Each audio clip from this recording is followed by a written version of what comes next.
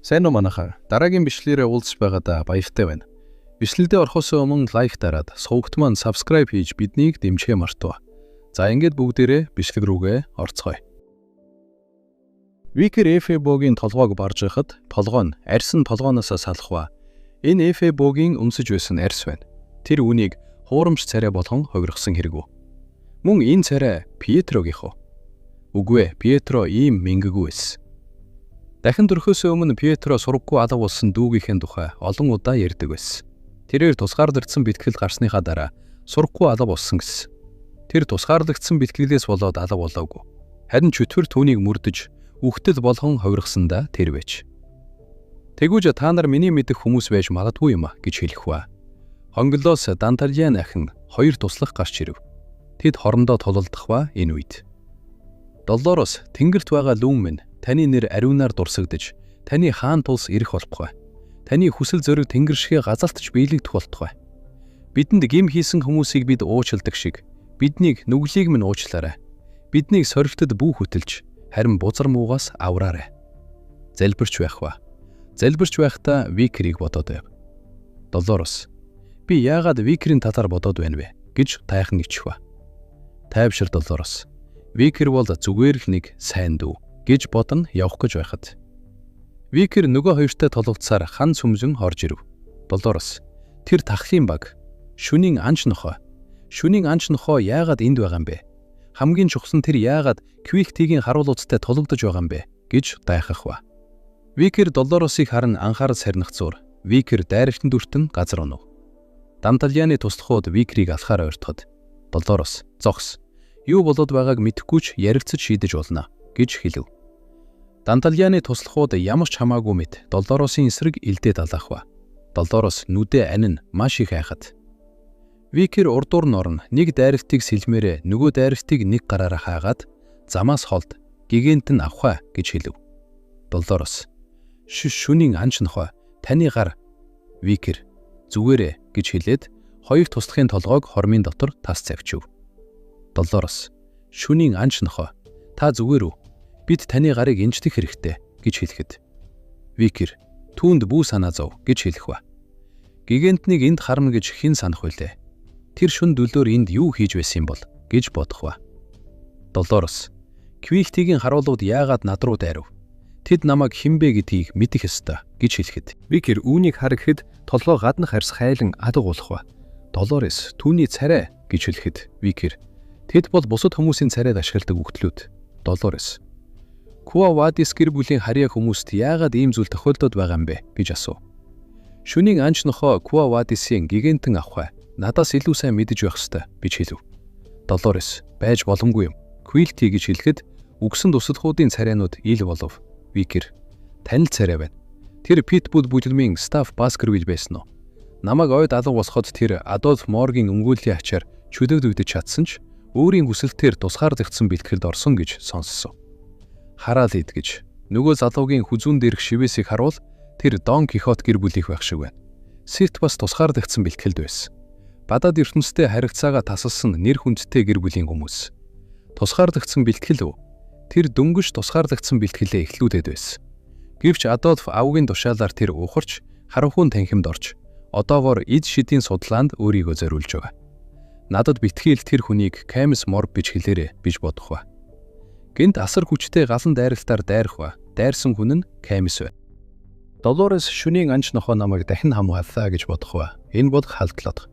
Тэр халдлага зөвхөн чам руу чиглээгүй байсан байх. Шүнийн анч нохой. Тэр эмэгтэй ч гэсэн цаад суурь нүхтэл байх тийм үү гэж асуухад Викер магадгүй юм. Гигантэн тэр эмэгтэй хизээ Квилтэд нэгдсэн юм бэ гэж асуув. Доллорос тэр саяхан л түүнийг ажилд авсан гэж хэлээд. Би ч гэсэн бурхан зүтгэдэг. Хэрвээ миний өрсөлдөгч үхтэл бол би зүгээр хараа зогсож чадахгүй. Би чам туслах болно. Шүнийн анч нохой гэж хэлэхэд. Викер хоошоо байж надад шалгах зүйл байна гэж хэлэхэд. Доллорос тэгвэл би ядаж ангаах шид хэрмэлээ гэж хэлэхэд. Викер хэрэггүй гэж хэлв.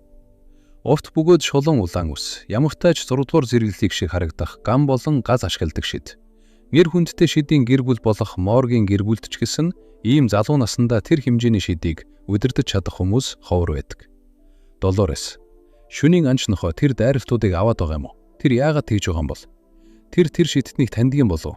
Хэрв таньдаг бол тэдний харилцаа юу вэ гэж тайхан бодов. Викер намайг дахин төрөхөөс өмнө түүнийг өөрийн аавга ах Адольф Моргтой сайн харилцаатай байсныг мэддэг байсан. Тэгвэл тэр бүртгэлээс гарч харанхуун танхим тусгаарлагдсан бэлтгэл рүү явахгүй байх байсан. Хэрв би түүнд ойртоогүй бол, хэрв би түүнтэй харилцаа тогтоогоогүй бол, үгүй. Хэрв би түүнийг өөрийн төлөвлөгөөнд ашиглаагүй бол, Камис Морг намайг дахин төснийхөө дараа гаргасан шийдвэрүүд. Камис Морг хэмээх баатрын гэрэлт ирээдүг үгүй хийсэн бол, тэгвэл би юу хийчих нь вэ хэмээн бодон Камисийн гарыг нь бариад нүүрний арсыг нь хуу татаад толгойг нь цагчив. Долорес шүнийн анч нохоо гэж хэлэн гүүж ирээд Викерийг эмчлэх ба. Чи маш их бэртчихэж байж боломгүй юм. Чи түүнийг танд юм уу гэж асуухад Викер юм хэлсэнгүй. Долорес надад хэлж босхгүй гэж юу гэж асуув. Викер чөтвөрийн ангуучлал. Долорес юу гэж асуухад Викер энэ бол миний ховын өшөө орт. Би юунаас тийм хүчтэй чөтвөрийн инээр ялгараад байгаа тайхаж байлаа. Энэ нь Квихтигийн харуулуудын зүүж байсан багнууд байж таарлаа. Би үүнийг одоо өөртөө авч устгах болно гэж хэлв. Гэтэл гинт цогцос дээр ам гарч ирэн ярих ба. Хөөе, надад тэр шүтэнийг өгч. Би түүнийг тэр эмэгтэйгээс зээсэн юм. Тэр маш их уурдах байх гэж хэлв. Долорес би дээр нь ам байна гэж гайхав. Цогцос тахлын эмчийн баг.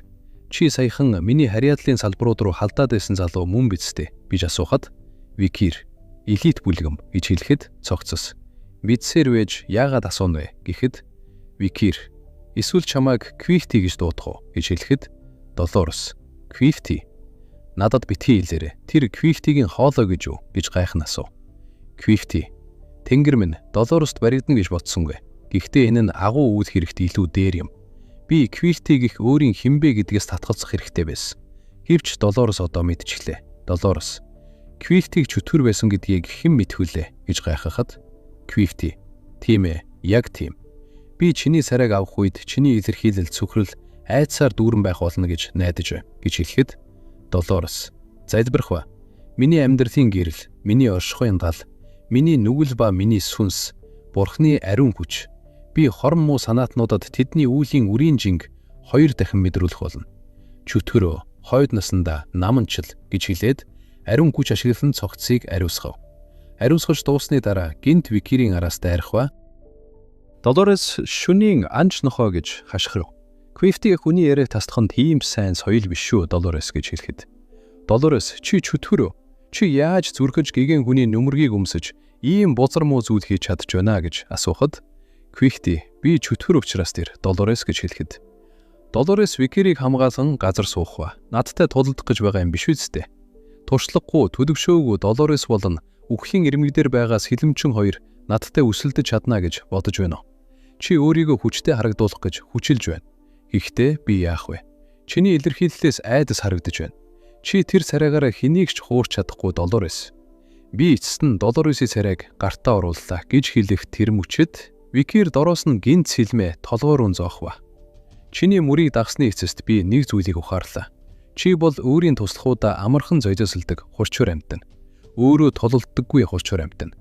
Намайг бивтэйгүү байгаа цагт чи өөрийгөө эгчлэхгүй байх гэж би бодсон юм. Тиймээс би бивтсэн дүр эсгсэн. Ийм бивтлийг ангаах нь юу ч биш. За, миний жүжиглэлт хэр байв да элит бүлэм гэж асуухад Квихти намайг Данталиан гэж дууд. Чиний тэр хараад ицсэн арга баривтай жүжиглэлтийг би мэдэж байсан гэж хэлв. Долорес чи түүний толгойг нэвт хатгсан шүү дээ. Гэвч тэр үхээгүй гэж юу гэж байхна асуу. Шүнийн анч нохоо. Тэр бол Данталиа. Дээд зэрэглэлийн чөтвөрийн бүлгэм гэдэг ангилал нь зүгээрч нэг нэр төдий зүйл биш гэж хэлэхэд Данталиа. Тэгэхээр тэр хүн чи байх нэ? Андромалиусыг алсан нэг нь чи юу гэж асуухад би нэгэн зампны сарайг олж авсан боловч одоо үүнийг дахин ашиглаж чадхааргүй боллоо. Би тэдний сарайг цуглуулт юм. Тэгснээрээ тэдний дурсамж амьдралыг өөр юм болгож чаддаг. Чиний алсан тэр хүн бол Квифти Лун. Энэ дулгиентаагаас өөр хинч биш байсан. Энэ бол миний буюу Данталианы эзэмшдэг олон царайнуудын ердөөр нэг нь. Намайг бүрэмсэн устгахын тулд чи тэднийг бүгдийг нь алж байж чаднаа гэж хэлэн. Өөр царай дөрүүдэд хувирах ба. Викер. Тэгвэл би чиний хэлснээр хийж тэдний бүгдийг нь устгая гэж хэлэн царайнуудыг ар араас нь устгаж. Намайг авраарай. Би үхмээргүй байна. Би яагаад үхэх ёстой гэж гуйж байна. Намайг өршөө. Намайг хаана байна? Би охиндоо дуртай махны пирогийг нь худалдаж аваад гэрлүүгээ харж явах замдаа. Ваа, чи үнэхээр муухай юм. Би ямар ч буруу зүйл хийгээгүй шүү дээ. Чи яагаад намайг дээрлэхэд байгаа юм бэ? Викер. Одоо жүжиглэхээ болж үз. Чиний тэр найзын ачаар би үүнд аль хэдийн дахлаатай очихсон гэж хэлэхэд. Үнэхээр үү?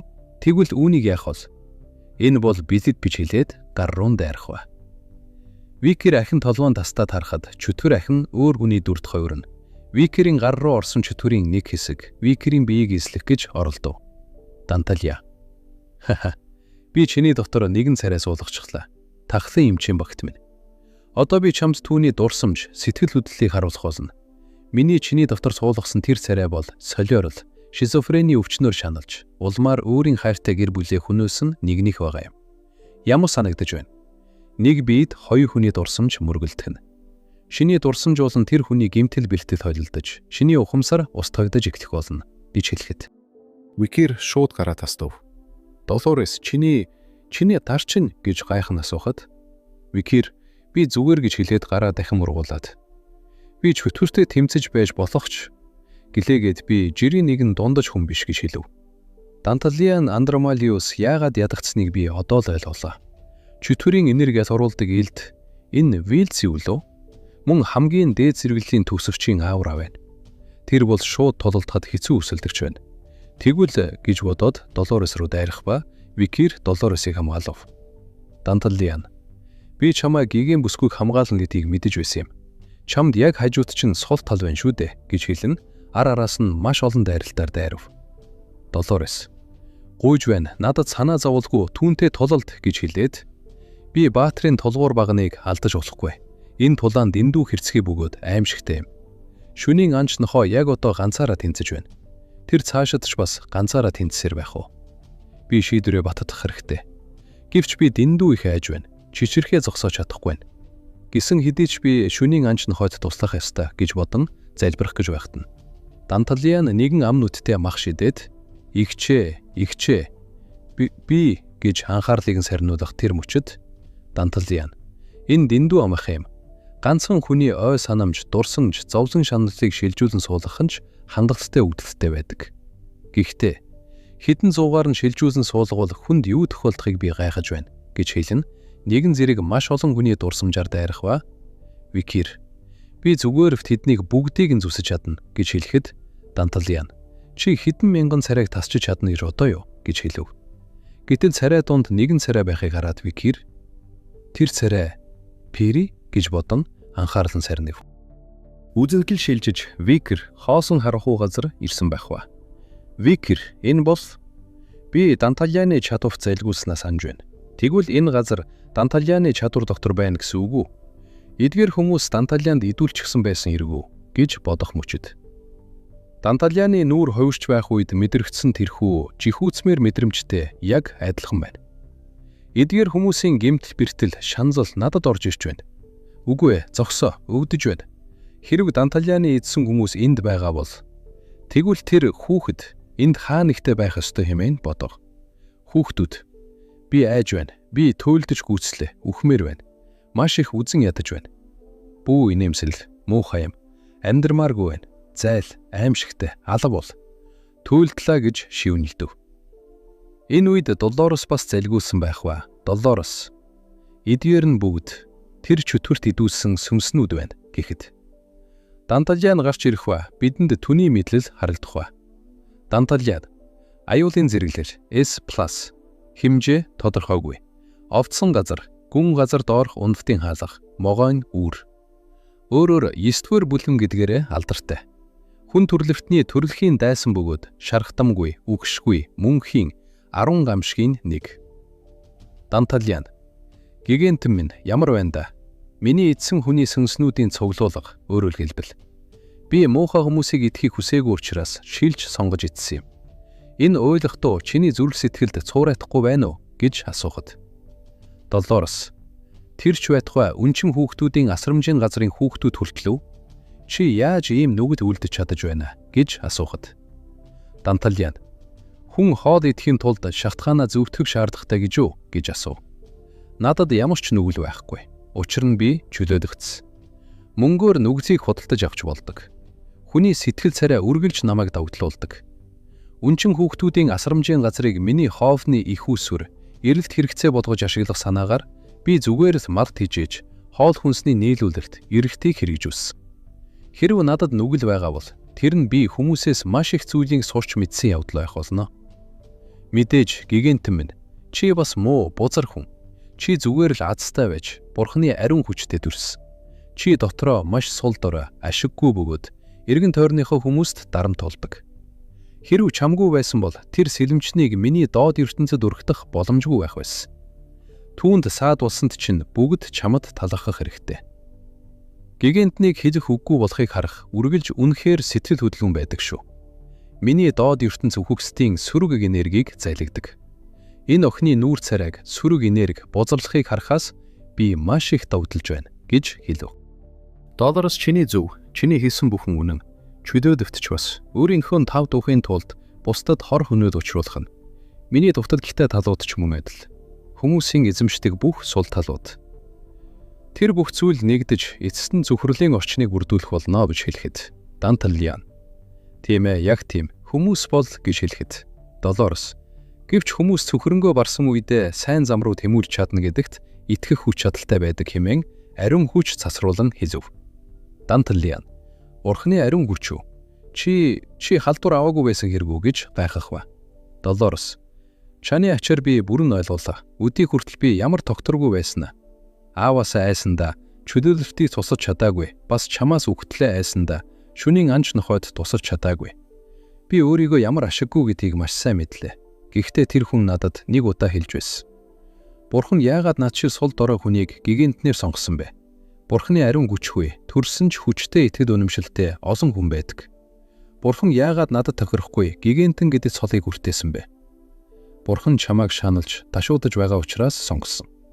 Учир нь энэ дэлхийд хэрэгцээтэй хүн зөвхөн хамгийн доод, хамгийн ширүүн газруудад хүрэхтэл гэрэгтдэг. Энэ чөтгөртэй ганцаараа ширүүн тэмцсэн түүнийг дахиж ганцааранган тэмцүүж болохгүй. Би өөрийн чадах зүйлийг хийх хэрэгтэй байна гэж хэлээд ариун хүчийг ашиглав. Данталиа. Хараал ид. Хэрв тэр яг одоо Бурхны ариун хүчийг ашиглавал энд байгаа хүмүүс амьд үлдэж чадна. Гэвч Бурхны ариун хүчээр цэвэршүүлсэн сүнснүүд амьд үлдэж чадахгүй гэж бодов. Долларес. Хүчээ ашиглахад хүүхдүүдийн сүнс ухаан орон гэрэлтэх ба хүүхдүүдийн сүнс Долларест хүрэх ба. Долларес. Би дахиж чөтгөрийн үгэнд автахгүй. Намайг уучлаарай. Би чамайг аварч чадсангүй гэж хэлэн ойлов. Энэ үеийн Викхир Перийг хайж байх ба Викхир би чамайг эцэст нь оллоо Пери. Нааша ирэх замдаа би яагаад чамтай дахин уулзахыг хүссэн юм бол гэж байхсан. Би чамд нэг зүйл хэлхийг хүссэн юм. Одооноос эхлэн миний үлдсэн амьдрал чөтгөрүүдээс үшээ авахд зориулж болно. Би тэр чөтгөрийг ангуушлагын тулд асгамжийн газарт очив. Би үүнээс цааш юу болох тазаар бодоогүй. Тэгэд тэр үед би чамтай уулзсан. Чиний инээн цэрлийг хараад би үүнийг ухаарсан. Хэрв энэ өшөө авалтыг утга учиртай болгох нэг зүйл байсан бол энэ нь ирээдүйд чам шиг хүүхдүүдтэй хамт инээж чадах тийм дэлхийг бүтээх явдал байсан юм. Миний төлөвлөгөөнд утга учир өгсөнд баярлалаа. Чамайг хамгаалж чадаагүйд намайг уучлаарай гэж хэлв. Гэтэл гинт хонглоос гэрэл цасран Пери. Чи үнэхээр надтай дахин уулзахаар иржээ. Би айж байсан гэж хэлв. Викхир, би амлаж байна. Чамайг уйлуулсан тэр хүнийг би хизээч уучлахгүй. Энэ бол амларт гэж хэлв. Данталдан гигант нь ийм хүчтэй байсан гэж үү? Тэр магадгүй сэрсэн юм болов. Миний доод ертөнцийн бүх сүнснүүдийг цэвэршүүлж чадна гэж бодсонгүй гэж тайхав. Викхир, энэ бол миний аавра бэлхэж. Гигантны Бурхны ариун хүч миний ааврыг асар ихээр нэмэгдүүллээ. Би одоо үүнийг хийж чадах юм шиг санагдаж байна. Би тэр төвшөнд хүрч чадна гэж бодож байна. Данталжан, батгүйх аавра юу? Үгүй байлгүй дээ.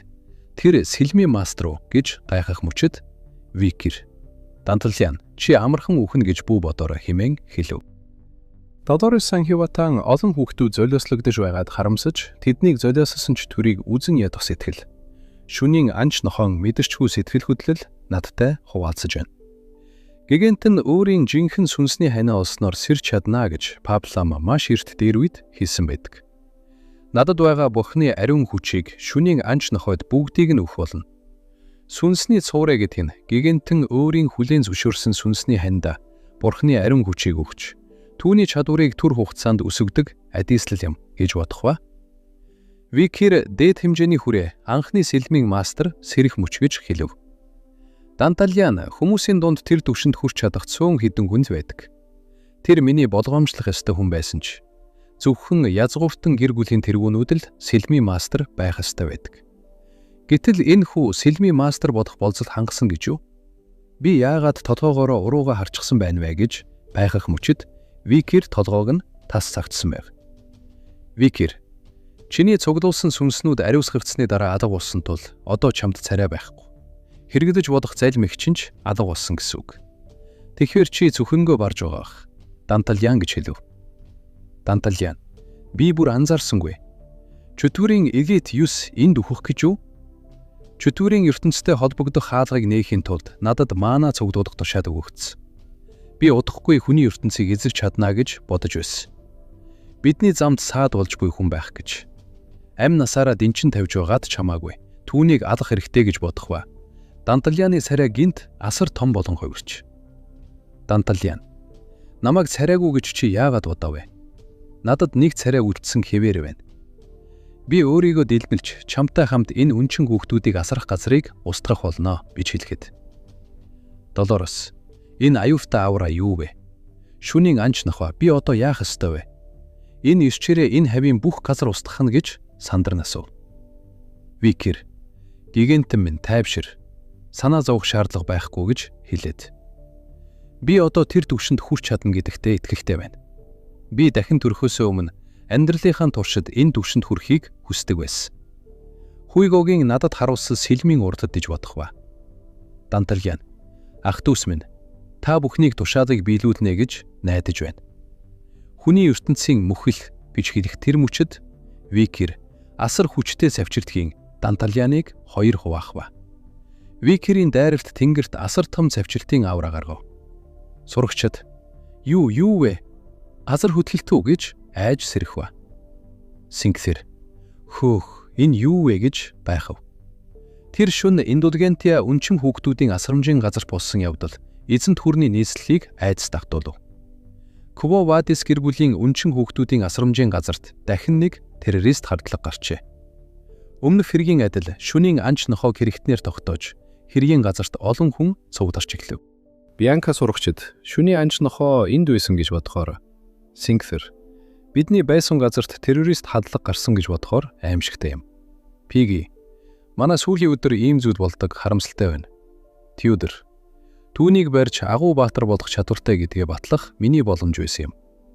Санчо, хэдийгээр ямар нэгэн хохирол учнаагүй гэж сонссон ч энэ нь юр бусын хэрэг юм. Пиги, Санчо, хэлж байгаа үгэндээ болгоомжтой бай. Пиги, захирал ноён Квихти өчигдөр хамгаалагчтайгаа хамт сураггүй алга болсон. Тэд шүний анч нохоон террорист хадлагын золиос болсон байж магадгүй. Санчо, ахлах доллароос маш их шаналж байгаа бах гэж ярилцах ба. Пьетро, би Квихтиг олон таагүй зан чанартай хүн гэж боддог байсан ч түүнийг чөтгөр байсан гэж бодсонгүй. Тэгээд үүнийг шүний анч нохоо шийдсэн гэж үү? Манай гэр бүлийн салбар руу авталт хийсэн нь уучинж босшгүй хэрэг. Гэхдээ хувьдаа манай гэр бүлийн ялдарсан эсхийг тастаж хаягхыг харах нь сайхан байна.